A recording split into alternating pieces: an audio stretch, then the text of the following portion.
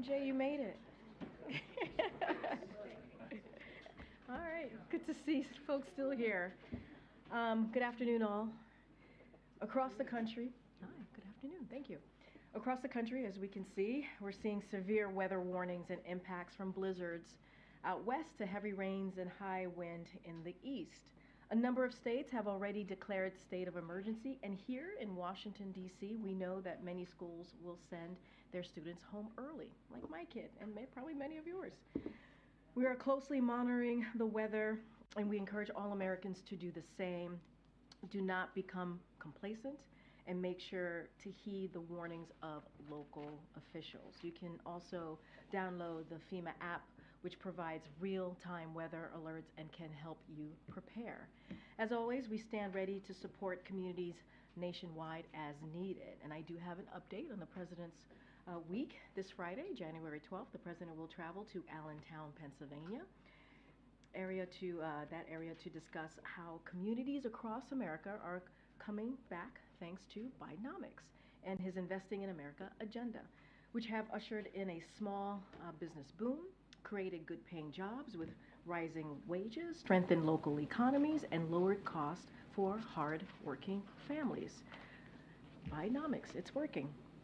And with that, as you all can see, my colleague, Admiral John Kirby, is here to discuss international response to information we did classify last week on Russia's use of North Korean munitions. And with that, Admiral.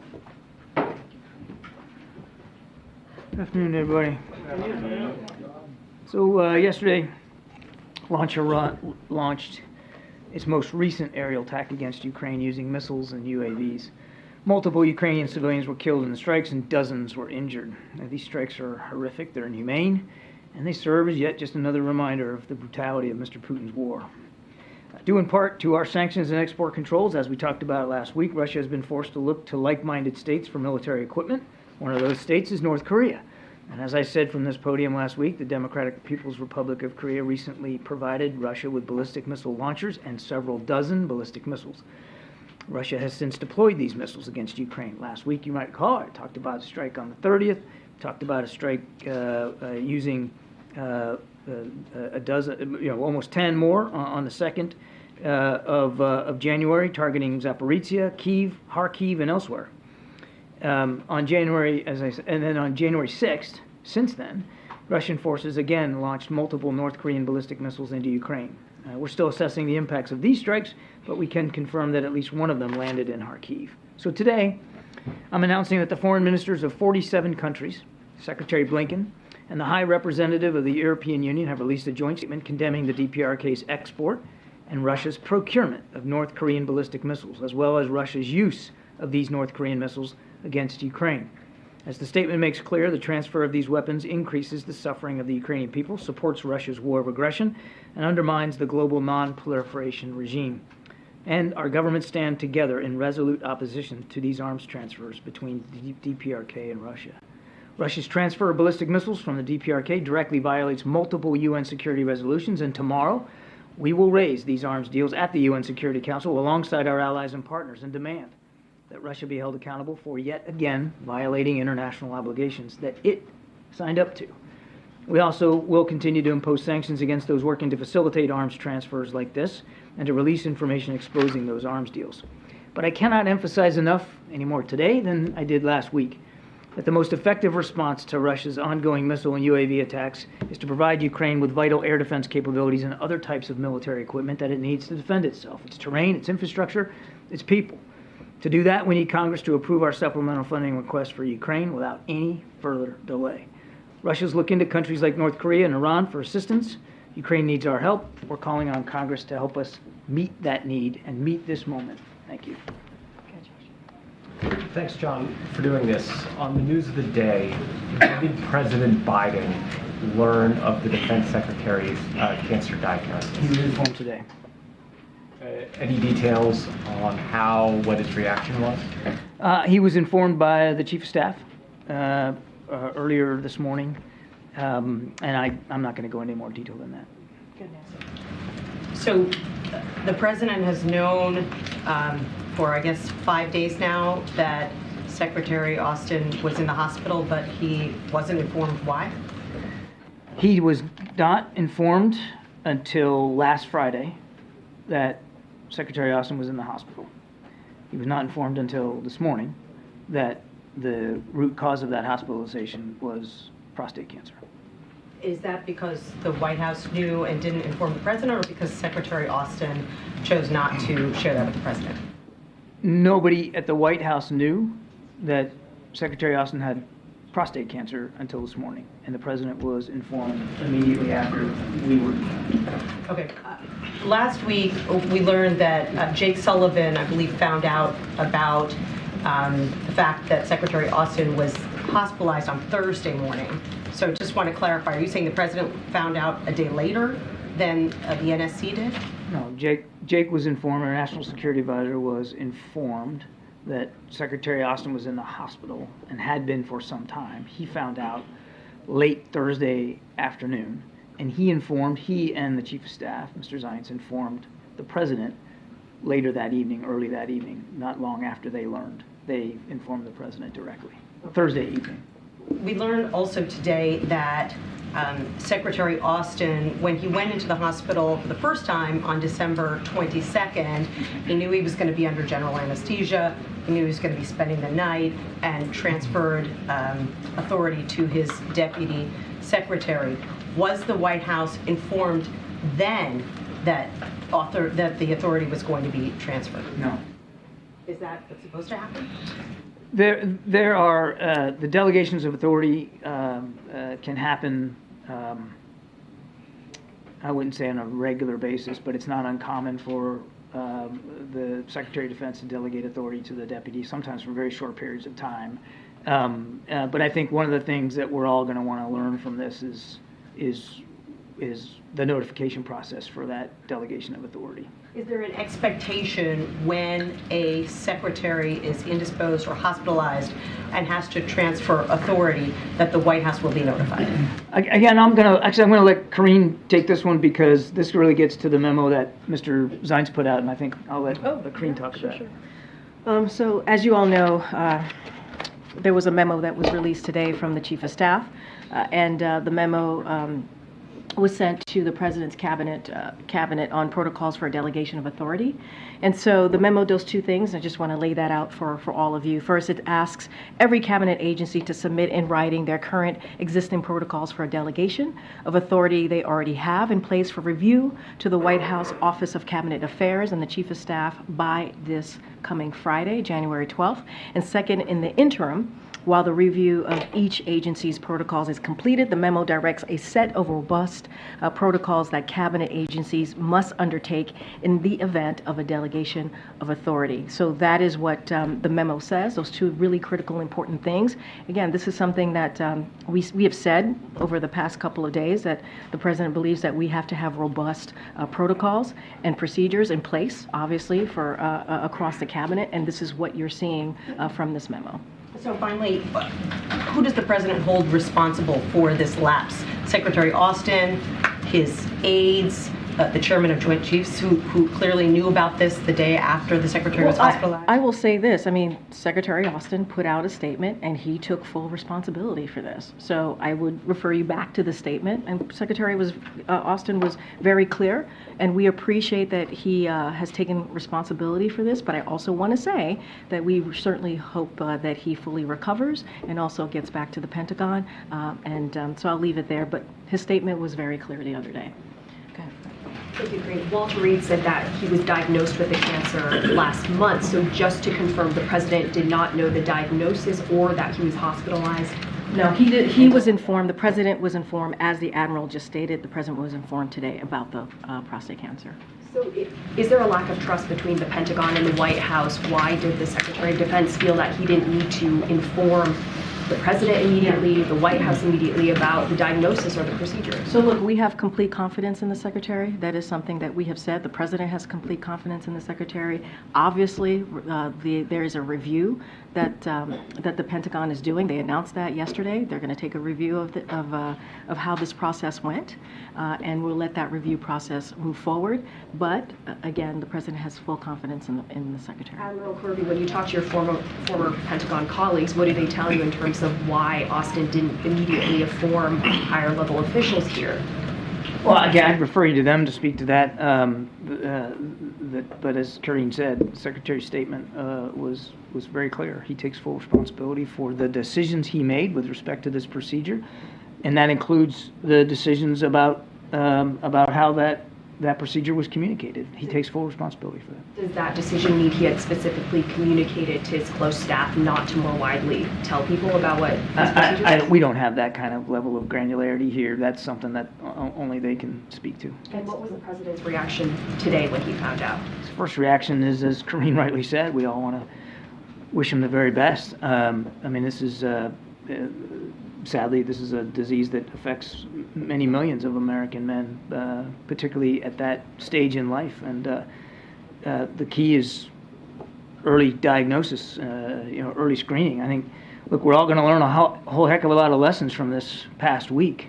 One of the lessons I hope that everybody takes away is the value of early screening.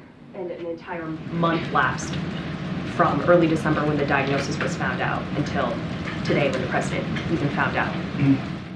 Is that a question? Yes, just triple confirmed.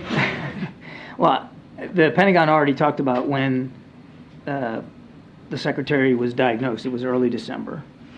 And as their statement said, in consultation with his doctors, he elected to have the procedure done later in the month to coincide with the holidays. And as Karine rightly also said, the president didn't know about the diagnosis until this morning. But his reaction is he wishes the secretary all the best for a speedy recovery. John, did the president or the White House instruct Secretary Austin to make this disclosure today? No. Does the president plan to stick with Secretary Austin through the rest of the term? Yes. Has the president spoken with Secretary Austin since their conversation on Saturday? No. Secretary Austin, we now know, was under anesthesia on December 22nd. The White House at the time didn't know. What would have happened if there had been some national security emergency in the White House? The president had called on Secretary Austin on that day. Well, it's a hypothetical and it's speculative, but I think it's important to remember the whole idea of delegation of authority. You need to have a process for delegation of authority. And no different than on a warship. You got a captain and you have a second in command, and sometimes the second in command has to take over. There's a process for that. But I hate getting into hypotheticals, but let's just, for sake of argument, run that through real quickly. Had there been a need by the commander-in-chief to task the Defense Department or to seek greater clarity from the Defense Department about a specific issue, the Deputy Secretary, Kathleen Hicks, who had that authority delegated to her, who had a full communications suite with her when she was on leave and fully staffed, would have been more than capable of being the acting Secretary of Defense for that period of time. Right, but importantly, in that hypothetical, the White House would have learned by not being able to reach Secretary Austin on that day that... I mean, I don't know how I can prove that that's the case, but it didn't happen. But she had full authority to run the Defense Department. And just one more on this. Now that the Pentagon has shared that Secretary Austin underwent surgery for prostate cancer, does the White House and does the President believe that he should have been afforded the privacy to not share with the public what that medical procedure was? Does the President believe that the Secretary should have been afforded the privacy not to disclose? The specifics of the medical treatment. The President believes and has since the beginning of the administration that transparency with the American people is really important. And he knows, being a public figure for his entire life, that as a public figure, you have an added burden to be as transparent about your personal situation as possible. Now, it doesn't mean, you're still an American, and it doesn't mean you don't have a right to any privacy, but as a cabinet official, as a Senate-confirmed official in the administration, everybody, when they sign up for that and raise their right hand, they know that there comes an obligation with that to be as transparent about your personal situation as you can. Certainly, if it affects in any way the administration of the duties that you've taken the oath to do. So does he believe that Secretary Austin should have been able to keep this specific detail private? I'm not going to get inside the president's head on that particular right to privacy on this particular issue. Number one, he's concerned about Secretary Austin, full faith, trust, and confidence in his ability to lead the Defense Department. Glad he's on the mend. Hope that he gets back to work soon.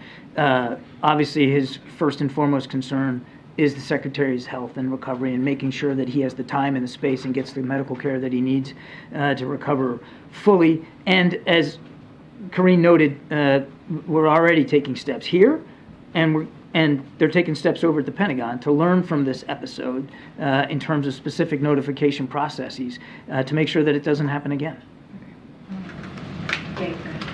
And well, to pick up on Mary's point, and also because Chief of Staff Ryan sent out that memo today, the president didn't learn about this for a month after the diagnosis in early December. Just quite simply, does the president think that's acceptable? It is not optimal, Gabe. It is for a situation like this to go as long as it did without the Commander-in-Chief knowing about it or the National Security Advisor knowing about it, or frankly, other leaders at the Department of Defense. That's not the way this is supposed to happen. The President understands that, and that's why he wants the Chief of Staff to take a look at processes across the administration and agencies here, and that's why DOD is also looking at their own procedures to make sure that that doesn't happen again. The Pentagon referred to the surgery as an elective procedure. Technically, it may be, but isn't that at best misleading? As far as I know, Gabe, again, I barely got a history degree, so I'm not capable of talking about medical stuff. But as far as I know, that phrase elective medical procedure came in the statement by the two doctors at Walter Reed. That wasn't a Pentagon assessment. That was the wording chosen by the two doctors. But isn't it misleading for the Pentagon to put that forward? You'd have to talk to the Pentagon and the doctors. Gabe, I'm not a physician. The two physicians that are responsible, they use that phrase. They should speak to what that means. I'm not an expert. All right. Peter. Thank you. John, what kind of commander-in-chief is President Biden that at a time when American forces are under fire in the Middle East, he can go days without knowing that his defense secretary is in a hospital bed? Peter, there's a lot to your question, so I want you to bear with me for just a second. First of all, at no time was the ability for the United States military to defend our national security interests compromised. At no time was the Commander-in-Chief not always in command and control of our military forces around the world. And over the course of those days, we did take military action that he approved, taking out a senior militia commander in Iraq with what we call a dynamic strike, a strike that he had approved many days before, for which the theater commander had full permission to execute. We did shoot down drones and missiles in the Red Sea, our ships at sea, because he made sure they had the existing authorities and the capabilities and the training to do that. So he has been on top of these issues all the way throughout. Now, look, what your question kind of gets to is, and I've seen some of the sniping out there,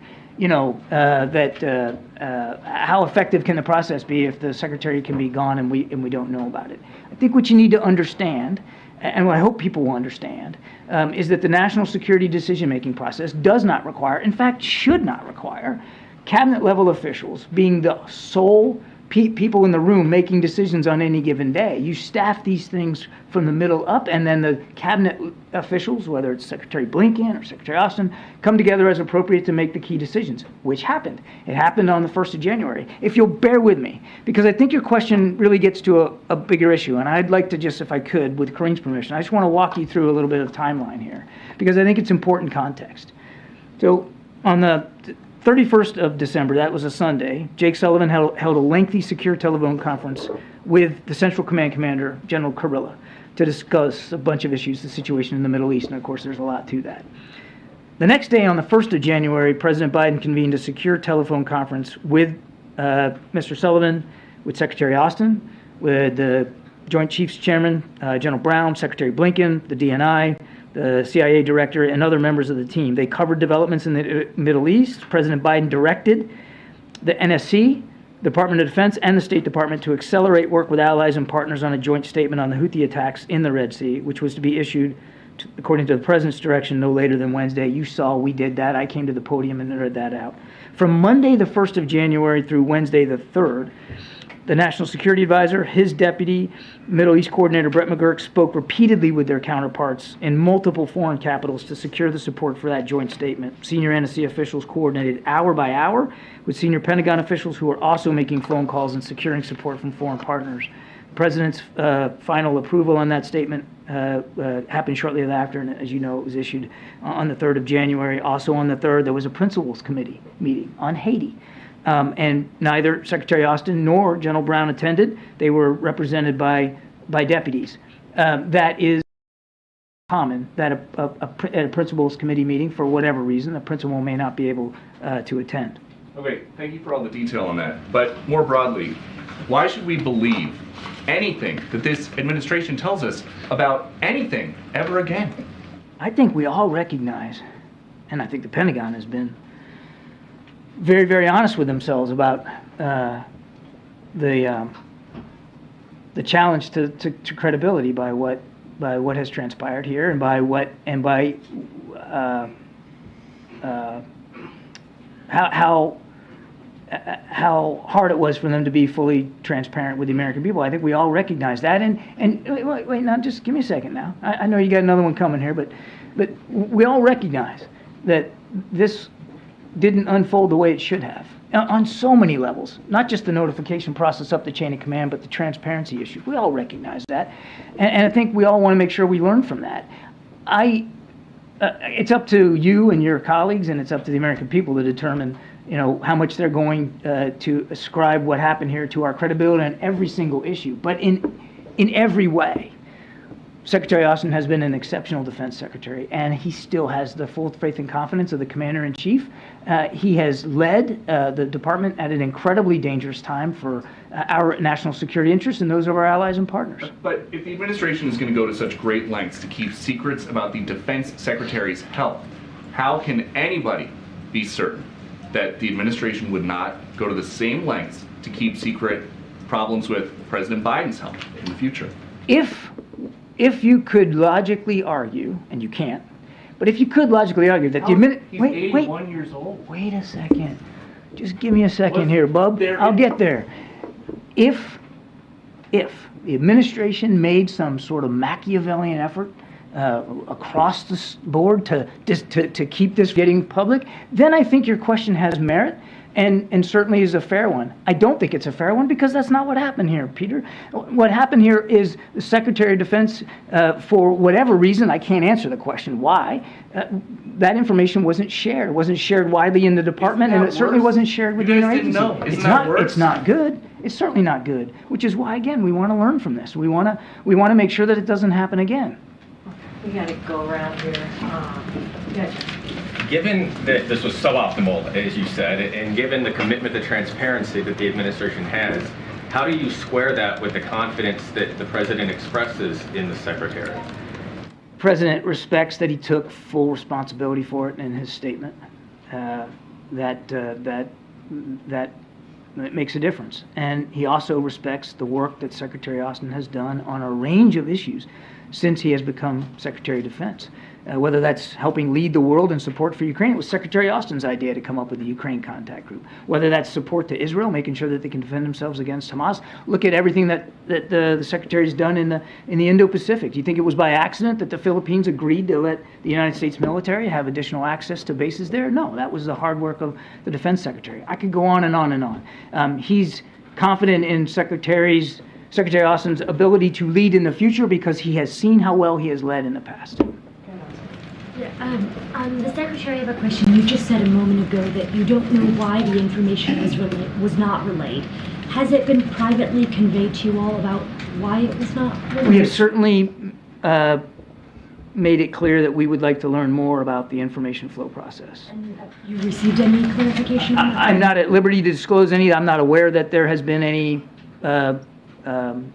any details provided as a result of the why the information was so siloed, but we obviously have conveyed our interest in learning more. And then on a separate topic, on the Middle East, Israel's Supreme Court rejected a request from international news outlets to allow foreign journalists.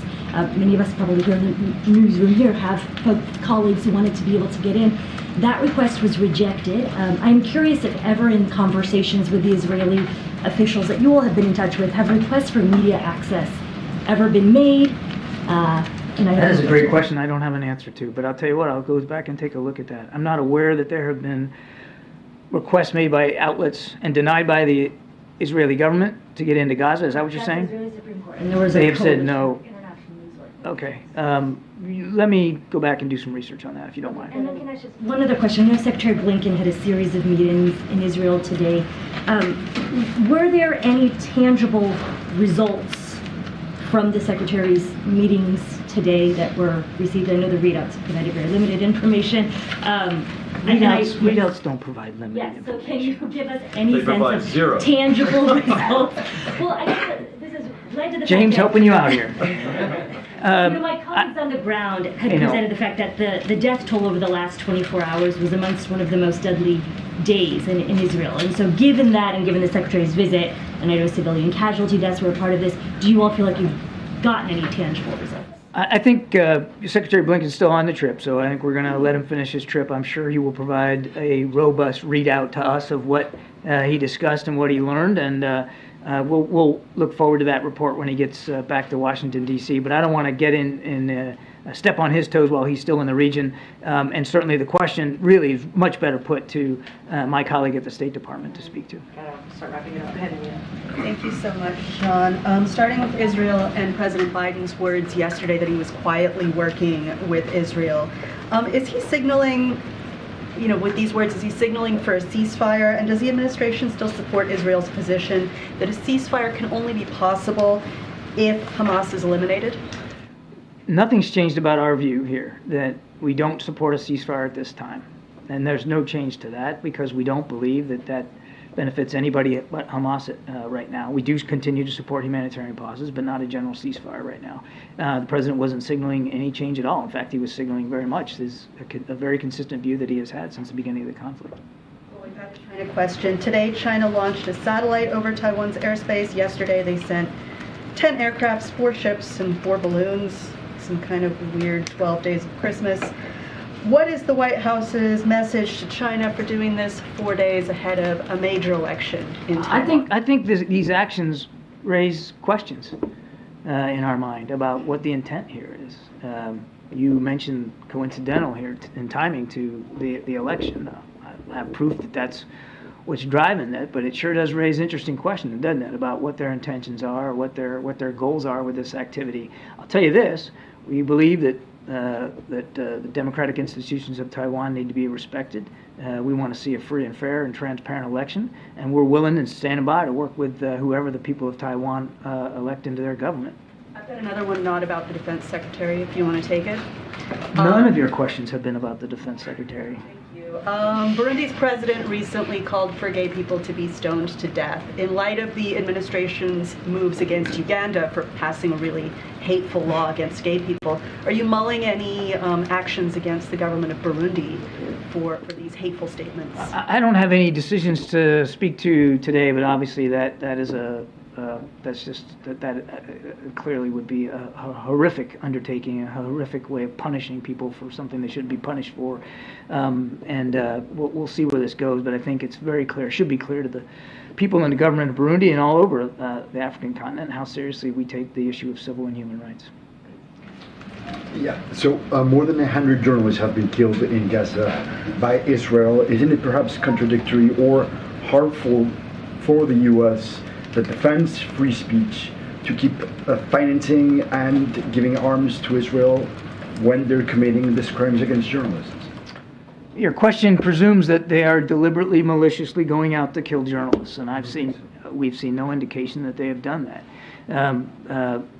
We continue to stand by the protection of journalists that are anywhere in the world, certainly covering conflict.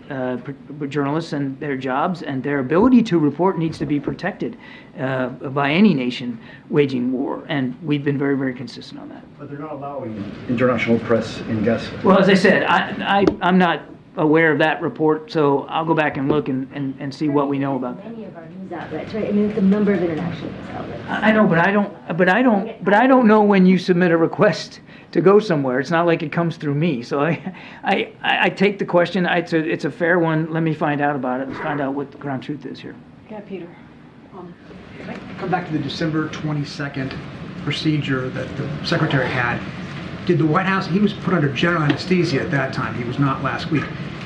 Did the White House know about that procedure, even if he didn't know what it was specifically for? Did he know at that time he was undergoing a procedure on that day? No. Okay, and when you said that the doctors used the phrase elective in their statement, the State of the Release does not use the word elective. I wonder whether you think then that means the use of that to describe it last week by the Pentagon was fully transparent. The doctors described something that does not sound elective. Oh, well, then that's my mistake. I thought that was in the doctor's statement. I'd refer you to the Pentagon on that. I'm not at liberty. I'm not a medical expert, Peter. I can't. You're a communications expert, and you know what elective procedure implies to the public that might not sound like what we're now being told. Again, I'd refer you to the Pentagon. Does the president believe that there ought to be any consequences for any DoD officials who knew about the condition of Secretary Austin but did not report that information? That's going to be up to Pentagon leadership to decide. Well, what does the president believe? I mean, he's the commander-in-chief. The president believes that Secretary Austin should get the appropriate care that he needs to get better so he can get back at work at the Pentagon. He believes we ought to learn from this, both in terms of notification and about transparency to the American people. We're gonna do what we have to do. As Karine said, we're also going to take steps here at the White House to make sure that we have a good, tight alignment across the interagency about notification procedures on delegation of authorities. That's what the president wants to focus on. In terms of accountability for those who might not have shared that information with the White House, it's not their DoD, it's the taxpayers. It is the taxpayers' DoD, and it's for the Defense Department leadership to take a look at that and see what they want to do in terms of accountability. The Secretary of Defense himself took full responsibility in his statement over the weekend. I mean, he had put it on his shoulders. Thank you, sir. Okay, thank you. Just another question, because I'm not really clear about that. By not notifying the White House on December 22 that he was going under general anesthesia, did Secretary Austin violate existing procedures, or was that in accordance with existing procedures? What happened? Like I said yesterday, I mean, there's an expectation that if a cabinet officer becomes hospitalized and for whatever reason, can't continue to perform the duties even temporarily, there's an expectation that will be notified up the chain of command to the commander-in-chief. That there's an expectation that would be passed up the chain of command. Is the Pentagon reviewing the security clearance of Elon Musk after these new allegations of drug use, which would obviously violate his agreement? You'd have to talk to the Defense Department on that. And a second question on Hezbollah. Israel now says that time is running out for a diplomatic resolution with Hezbollah. Is that how the U.S. sees it, that time is running out? For Hezbollah? To reach a diplomatic resolution with them. Look, there's always time for diplomacy. And I think you've seen us work hard at that. Secretary Blinken's in the region now. Other officials here from the National Security Council have traveled over there. We believe there's always time for diplomatic resolutions. One more. We went long, guys. I don't know if there's anything else you guys have in mind, but go ahead. Thanks, Karine. President Trump's lawyers today asserted that he should be immune from prosecution. What is President Biden's opinion of the Constitution on this matter? Should presidents be immune for official actions? So look, I get why you're asking the question. I see why you're asking the question. We're going to be really careful here, given that there is an ongoing case. So not going to comment. Got to be super careful. And we don't normally comment on an ongoing legal case or make statements that could impact right? That particular ongoing case. Also, that doesn't even involve the White House. So I'm just going to be super careful. I would have to refer you to the Department of Justice. Don't want to get into the middle of this. Sticking with former President Trump, he also said in an interview yesterday that he hopes that if there is an economic downturn, that it'll happen in the next 12 months. And I'm wondering if the White House has any reaction to that. So I'm going to be careful, as we all know, that he is a candidate in this 2024 election. So what I will say is that consumer sentiment, as you all know from the data that came out at the end of last year, is surging and inflation is falling. And I think that matters. And all the more reason that we continue to make sure that Bidenomics, continue to move forward Bidenomics, and we've seen how historically the success of the economic growth that we've seen. When you think about the 14 million jobs, unemployment is at under 4%. Obviously, there's wages are up, right, which is incredibly important.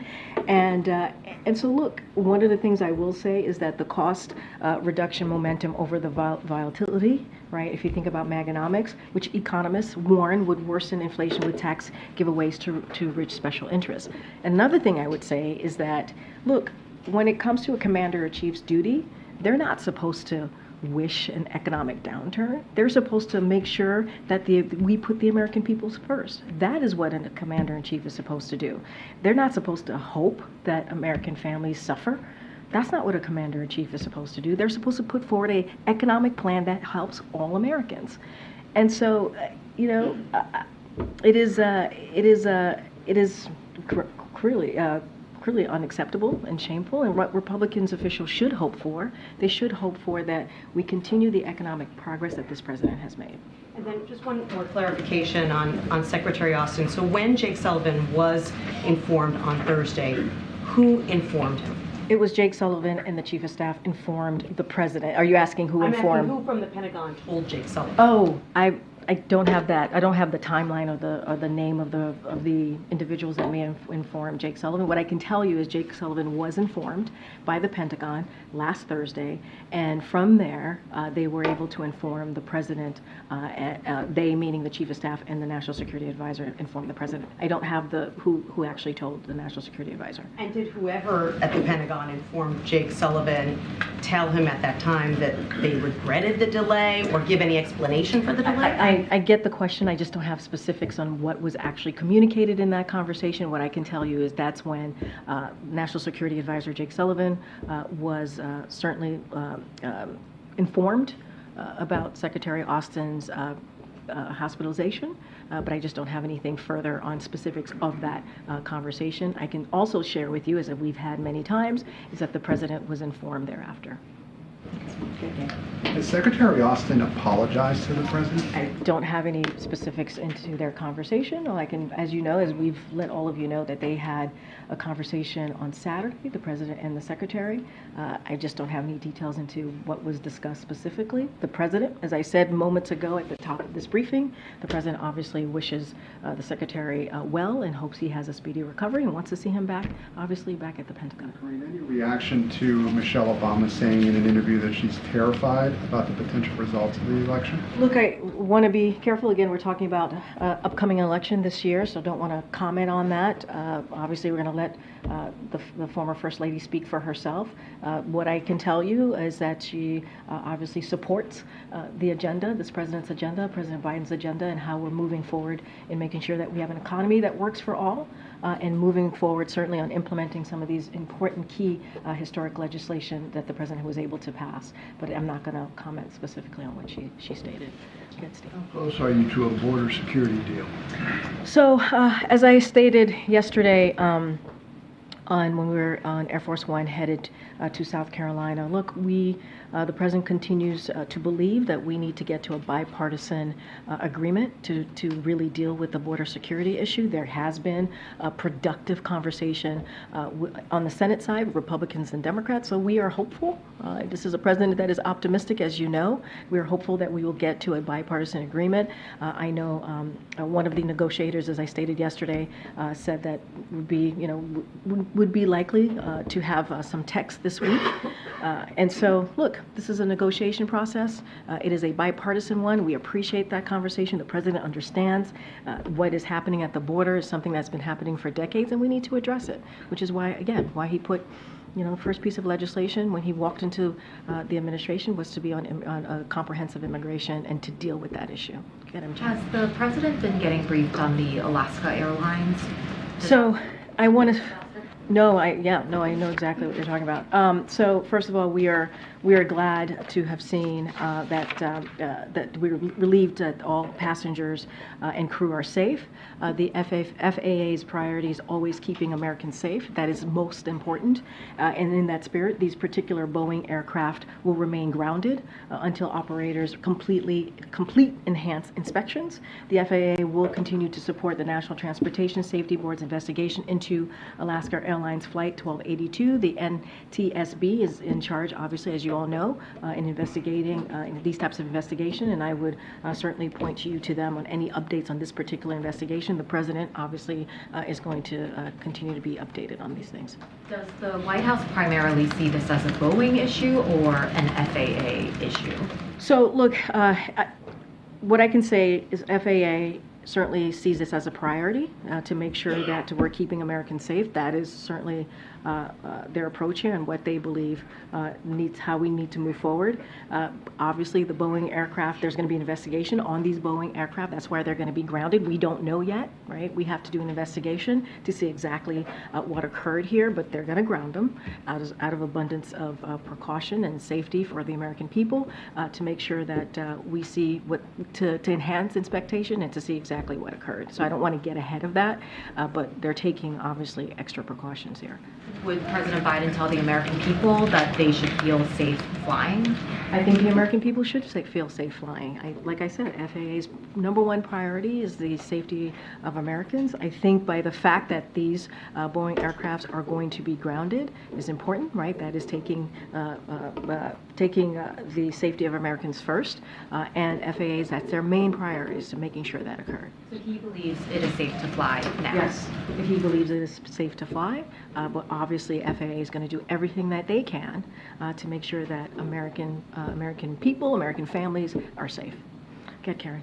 When the White House found out last Thursday that the secretary was in the hospital, did somebody ask the Pentagon why and not get an answer from the Pentagon? I don't have any specifics to share. What we know, what we can tell you is that, as you know, Pentagon is going to do a review on their process, and that is something obviously we welcome, a 30-day review, and that's what we want to see, and we'll get a sense of how the process went, and so. That's something that obviously is important. And you saw, as I stated at the top, the Chief of Staff put a memo that went to agencies on making sure that we take a good look at the process here. But beyond the process, just from a human aspect of this, when Jake Sullivan and then Jeff Zients and then the president hear that Secretary Austin's in the hospital, didn't they ask, why is he in the hospital? How did the president not know until this morning that it was cancer? How did 5 days go without knowing the diagnosis? That is something that we're trying to find. No, I hear you, but that is something that we are going to get a sense of this process, right? That's why they're going to do a review. That's why the Pentagon's going to do a review. That's why the Chief of Staff put out a memo to to the cabinets on protocols here to get a sense of how they've been moving with this process and how we're going to continue to move forward. We do not want this to happen again, obviously, but. We're going to get a better sense once the Pentagon does the 30-day review to see how this occurred. Obviously, this is not something we want to see. In the meantime, we want to make sure that Secretary Austin gets back on his feet and recovers, and I think that's really important too. You see what I mean? Just like kind of on a human level. And the president here and is Karen, in the hospital I totally understand. I totally understand the question. I totally understand the question. I get it. I get you're wanting to know what was the reaction, the emotional reaction of folks here in kind of the chain of command, right? Once they learned about the secretary's hospitalization. I get the question. I don't have reactions, right? Emotional reactions to how folks here felt when they learned about this. I just can't speak to that. What I can speak to is that we want to make sure that we have a process, protocols, robust protocols, because we've always said transparency is at the center of this administration. We want to make sure how these agencies move forward, that there's a robust protocol in place, and that's what we're asking. That's why the Chief of Staff, Zients, sent a memo to agencies, so we have a sense of how are they going to move forward with these types of situations or issues. And again, Pentagon is going to do their review. They announced that yesterday. It's going to be a 30-day review, and we'll have a better sense of the timeline here and what happened, what occurred. Ed? Yeah, thanks, Karine. When will the president hold another solo news conference? I don't have anything to preview at this time. On communications within the administration, the last cabinet meeting was 3 months ago. So does the president know where his cabinet members are and what they're doing? The president is in regular touch, and not just the president. Obviously, there are folks here, whether it's the Office of Cabinet Affairs, other folks here in the White House that is in regular touch with certainly leaders of the different cabinets on a regular basis. And I just don't have anything else to share. But you know, the president, obviously this is his cabinet and talks to them on a regular basis. I just don't have a specific timeline or specifics on when that happens. On the Alaskan Airlines flight, we've all seen those pictures. Where's the transportation secretary? Shouldn't he be out reassuring Americans that it's safe to travel? Well, you saw the secretary for weeks and days talking about how how the airlines were being held to account, and how we were in a different place certainly than we were last year during the holiday seasons, and we saw the secretary out there pretty in a robust way. And so look, the secretary, I'm sure I can speak for him right now and say that of course he wants to make sure Americans feel safe flying. That is certainly part of his responsibility, and so he certainly can speak to that himself. But he has been very, very clear about that. Secretary has been very clear about that over the past 3 years of this administration, making sure that there is safety, that we meet those safety protocols, Americans feel safe flying, and that is the number one priority, certainly of FAA. One more on the economy, if I could. JP Morgan CEO Jamie Dimon told Fox Business that the extra COVID assistance runs out in 2024, higher credit card balances. He says the chances of a recession are higher than a soft landing. How concerned is the president of recession? Look, I appreciate the question. I'm actually glad you asked the question, because look, last year forecasters said with 100% certainty that there would be a recession. 100% certainty. That's what you heard over and over and over last year. That didn't happen. And the president never thought that we needed to have a recession to bring inflation down. He never thought that. And he was right. And just a couple of things, I know you like data. 2.7 million jobs created last year, more than any year under the previous administration. Unemployment below 4% for 23 months in a row, and the longest stretch in over 50 years. Inflation fell to 2%. Over the last 6 months, and wages and wealth are higher than before the pandemic, and that is not consistent with a recession. That, remember, and you were asking me this question over and over again. They said there was going to be a recession. There said there was going to be a recession, and it didn't happen. It didn't happen. So I will quote Secretary Yellen here, what she said yesterday, which is what we're seeing now, I think we can describe as a soft landing. Okay, go ahead. Can you give us any information about what's on tap for tomorrow? I don't have anything to preview. I'm sure the team will be sending out our regular, what the next day is going to look like for the president. Just don't have anything to preview for tomorrow. I just previewed what the president's going to certainly be doing on Friday, going to Allentown, and we'll have more on that as well. So I'll just leave it there. I'm going to try and, there's some folks in the back that I haven't called. Yes. The ones you love quote so much. All right, go ahead, Steve. Oh, thank you. Yeah, Sorry, James. I've got my other favorite person.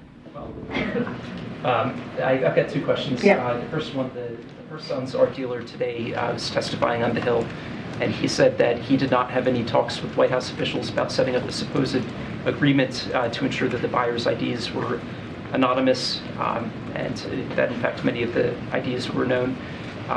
There was reporting during the president's first year in office that some White House officials were engaged with setting up this supposed agreement. Could you just clarify what the case was? I'm just not going to comment from here. I would refer you to my colleagues at the White House White House legal office. I just don't have anything to share. The second one, just a plug for a request for Ian Sams to perhaps take questions one day. Well, you have full access. You have access to Ian Sams. He's very good at responding to all of you and taking your questions. So, I think that's important. He's been very, very good at connecting with everyone in this room who has questions like you have about anything that is related to what you just asked. My second question. Third question. My second question is that we have new reporting that the mayor of Kiev, the sitting mayor Vitaly Klitschko, was involved with a business entity called Burisma Geothermal that was formerly chaired by the first son when he was the second son. The president met with the mayor multiple times, of course, over the years, and I was hoping that you could say whether the president knew about this business relationship during their meetings. I would refer you to the White House counsel's office. Go ahead, James. Thank you very much, Karine. With respect to the incident involving Secretary Austin, from your statements and those of Admiral Kirby, we learned today that President Biden expresses full faith and confidence in this cabinet officer, even though neither the president nor anyone else on his staff yet knows why Secretary Austin violated the existing rules and withheld this information. Is it the posture of the president that Secretary Austin's motivation is irrelevant to the president's estimation of him in this incident? What I will say is, and we have said this many times, is that Secretary Austin put out a statement taking full responsibility of what has unfolded over the last couple of days, and the president appreciates that. I have the statement right in front of me, but I'm sure you've seen it. And one of the things that's in here, he said, is I also understand the media concerns about transparency. And I recognize I could have done a better job ensuring the public was appropriately informed. I commit to doing better. But it is important to say this is my medical procedure, and I take full responsibility for my decisions about disclosure. So, Secretary took full responsibility. I think that is important to note. We appreciate that he's taken full responsibility. And one of the things that I've stated multiple times at this podium in the past couple of minutes is that the Pentagon is going to do a full review. We're going to let that review happen. It's going to take about 30 days, as they stated in their memo. And also we're going to take extra steps here, as we've stated with the memo, as I've stated with the memo that the Chief of Staff sent out to agencies. Just to follow on this before I pose an unrelated second question, the motivations on the part of the Secretary for doing this are unknown to the President. And you're telling us there's going to be a 30-day review, et cetera. Shouldn't the expression of full faith and confidence in this cabinet officer await the results of that investigation? And also, isn't it a key piece of information for the President to know why Secretary Austin did this before he expresses full faith and confidence? I think one of the things that's so important, and we don't see this enough in today's world, is for someone to take responsibility. Is for someone to actually say, I made a mistake and I take full responsibility. And I think that's important here. I'm not going to speak to that. I'm going to speak to the action of taking responsibility here, and I think that's important. And the president appreciates that. And the admiral laid out some of the things or actions and that the secretary has taken over the last 2 years that has been very helpful and that has really played into his leadership as Secretary of the Defense. And so he has done a really a stellar job in that position. The president appreciates the job that he's done, and he's taken responsibility, and I think that's important here as well. On this event Friday in Allentown, Pennsylvania, that you just disclosed to us, you've told us that it's going to be a speech about Bidenomics. How ought the so-called ordinary American at home to distinguish between official events and political events in this season? I've done this long enough to know that the president's remarks in Allentown on Friday are going to sound an awful lot like a campaign appearance. So what distinguishes an official event from a campaign event at this point? I mean, we've been very clear. When there's been a campaign event, I've said it's a campaign event, and you have to go to the campaign, right, to get information. And usually a campaign event comes from the campaign. And so that's very clear. That is very clear. So I don't know how else we could be more clear than that. We'll have more on what Friday will look like, and we will certainly share that with all of you. And we've been clear. Campaign event comes from the campaign. They lead those events. They speak to those events. And we have been very careful to let that live with the campaign. But the answer you've given me suggests that the same event can transpire with exactly the same words and actions. Hang on, twice in a row, identically. But if one is organized by the White House, it's an official event, and if one is organized by the campaign, that's a campaign event. So I want to be very clear here. What we're doing has been done by other presidents. It really, when there's a re-election for a president, there tends to be a campaign event and there tends to be an official event. That is not unusual. The way that we have moved forward with this process over the last couple of weeks, right, as we're in 2024, we're not doing anything different. We're not doing anything new. This is a protocol that has been existing for some time. So I'm just not going to get into go down a rabbit hole with you. We're not doing anything different. We're being very clear and following the protocol. I'm going to move around. I'm being pulled here, but go ahead. Tomorrow, House Republicans plan to hold an impeachment hearing against Mayorkas. What's the White House response to that? Look, I've spoken to this many times, and I've said before, the House Republicans are playing political games instead of doing their jobs. That's what they're doing. And it's really shameful. It's really shameful that this is how they choose to what they choose to focus on. Truly. What the American people want to see is Congress to deliver, and House Republicans continue to do these political stunts, and they want to play political games. And so it is shameful. What we want to see, what Americans want to see, is real results to the issues that American people have across the country. Any more details you can provide on the sticking points right now in the border talks? Parole has been mentioned by negotiators. No, I totally get the question. Not going to get ahead of the negotiators. I'm going to let them have those conversations. Obviously, if I say anything, then I'm stepping into their process, and we don't want to do that. It is what we have said is we believe that process is headed in the right direction, and we appreciate that both Republicans and Democrats are coming together and trying to find a solution to what we see at the border. And the President has always said we need to see a bipartisan agreement on an issue that has existed for decades. Thanks, everybody. We'll be back tomorrow. Thanks, everybody.